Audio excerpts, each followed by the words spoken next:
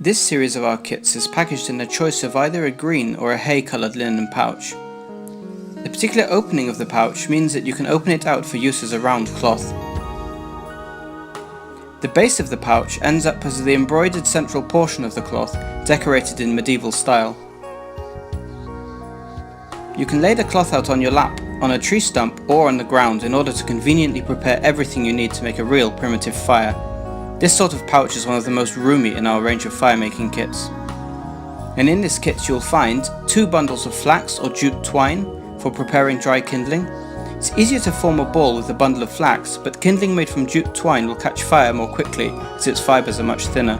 As a result, a bundle of jute twine will last you longer than a bundle of flax. In the plus version of this kit we also have included some natural tinder made from birch tinder fungus, which was in widespread use in Northern Europe during the Middle Ages. Charcloth tinder was used a great deal less often because fabric was expensive at the time. Here's a big piece of flint and a tinder box made of tin with 30 pieces of charcloth tinder carefully placed inside. One piece ought to be enough for you to make a fire. Later on you can use the box and any natural cotton or linen fabric to make more tinder over a fire.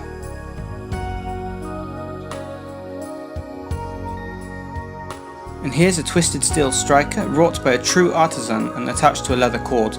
This steel striker emulates the shape of Scandinavian ones used by the Vikings. It has a length of 3 inches.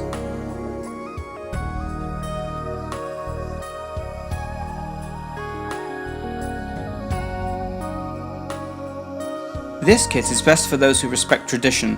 It's most suitable for use when you want to properly build a fire in a fireplace or primitive hearth in order to cook some food.